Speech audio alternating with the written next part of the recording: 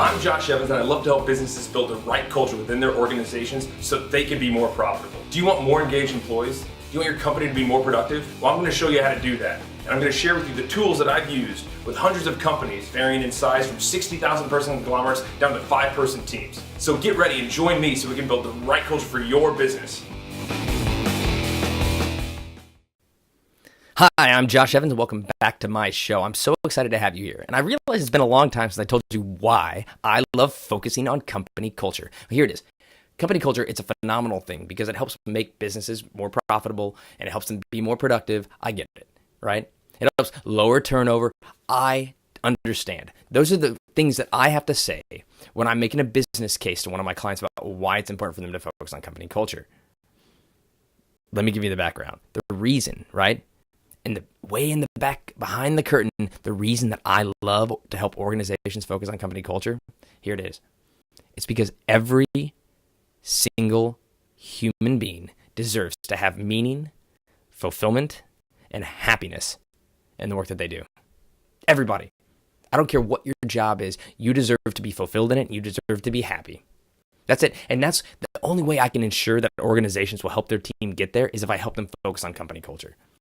Because we all know company culture is not a foosball table and beer and Friday afternoons, right? It's not the occasional catered lunch.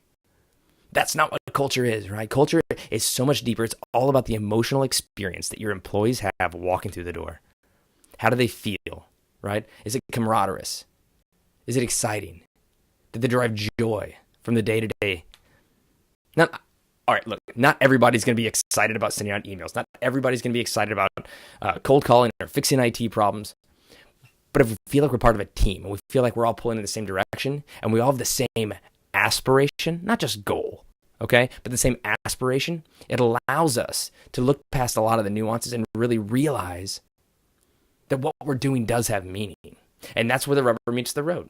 And so I'm working on this new project recently where I'm writing a book and I'm interviewing all these executives and these very successful business people about what they've been doing in their businesses to create such an interesting or unique culture. And I'm getting some phenomenal perspectives. One of the ones I wanted to bring up today, right? So this is going to be the first chapter in the new book. It's all about you have to set an organizational aspiration. I'll say that again. You have to set an organizational aspiration. And this isn't just goals, right? Regarding numbers, it's not just about talking about we want to make sure that we're the number one provider of X in our tri-state area. No, that's not what I'm talking about. An aspiration truly has to do with having a clear vision for where you want your entire organization to go. I say organization, not company, organization, all of your team members. How do you want them to develop? How do you want them to feel? What do you want them to emote to their fellow employees?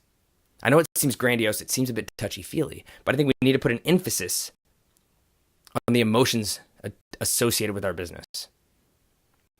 So I have a good friend who is a phenomenal, right, IT person, right? They've been in IT forever, right? They've worked for a few different companies. In fact, we worked together at one company. I've seen them work, and we meet every once in a while. And I was chatting with them, and they were talking about what they feel, and I use air quotes, and I say what they feel walking into their office is like they're making a ridiculous amount of money, so they'll never leave, right? He's got golden handcuffs on. I was like, well, tell me about your work. He's like, oh man, I walk in Monday and it is just, I just dread it. It's ugly.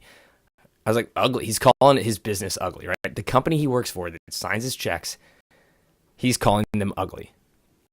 It's like, well, tell me about it. He's like, no, walking in, I know I'm just going to have to deal with a bunch of people's attitudes. Nobody's thankful, right? So it's a bunch of ungrateful people asking me for help. And I was like, well, at least they're asking. He goes, actually, most of the time it's just a demand in an email. So he gets all these short-handed emails saying, hey, come fix this, or hey, go do that.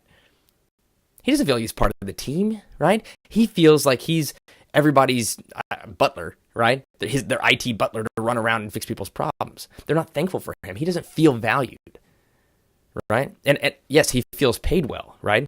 So he'll do his job. But he's just a mercenary at this point, right?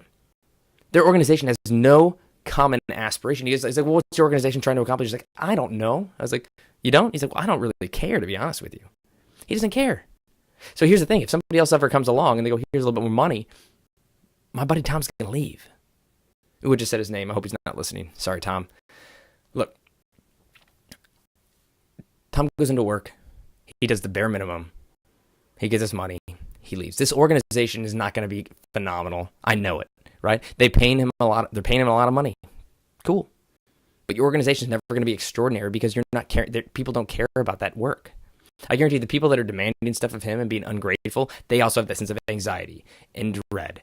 And it's some subversive cultural deficiency that this organization has where they're just accepting that sort of behavior. They don't have a common aspiration. They probably have goals, and they probably look like Q3, we're going to hit this numbers, and we want to hit the benchmarks for the year. In Q4, this is what our plan is. We want to grow by X number of headcount, and those are great goals to have. But goals aren't the same thing as an aspiration. It doesn't get people excited, right? It doesn't compel individuals to care.